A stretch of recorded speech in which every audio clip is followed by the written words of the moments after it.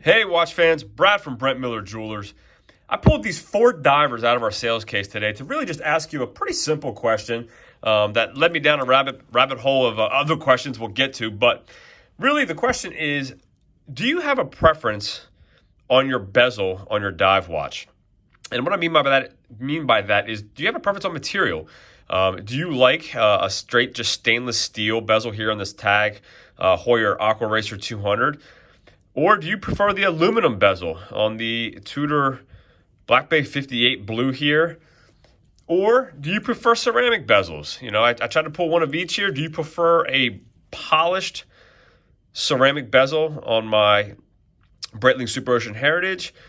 Or do you still like ceramic, but you don't like it polished? Do you like it brushed, more of a tool, more tactile look, like on the Tudor Pelagos model here? So again, there's pretty much an option for everything, and I do think it comes down to the overall aesthetic of the watch.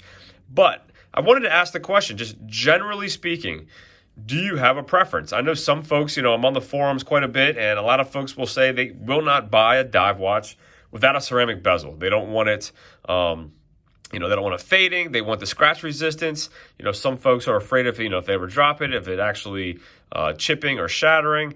Other folks who love the Black Bay 58s love the more vintage allure of the aluminum bezel, which I think is, the look they were going for on this model particularly.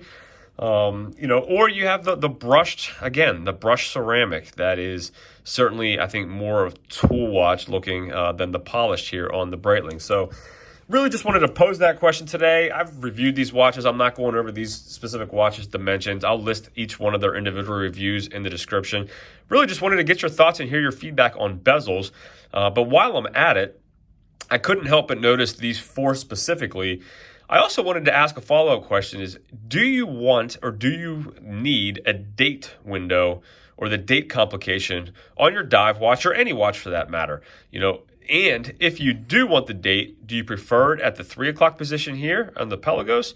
Or do you like it, in my opinion, a little bit more blended in? Obviously, a black date window here blends it in more on this Superocean Heritage. But do you prefer the date at 6?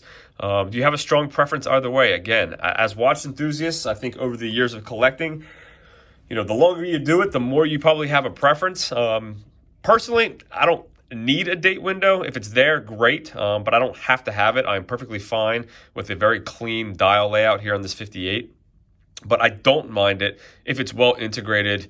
And again, I prefer the date window match. Doesn't need to. Again, on the Pelagos here, I don't think it's a big deal that it doesn't. It kind of actually is a nice match to the 9 o'clock hour indice as far as contrast. So again, it really comes down to, I think, the design and the implementation of the date window.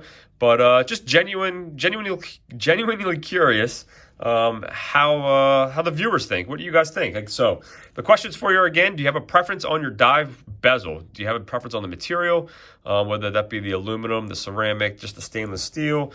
And do you need a date window? And if you need the date window, where's your preference to have it? 3 o'clock, 6 o'clock? Again, that's my little rant for today. As always, thanks for viewing. If there's anything I can do for you, anything at all, please email me, brad@brentmillertime. I look forward to reading your feedback in the comments, and we'll see you in the next video.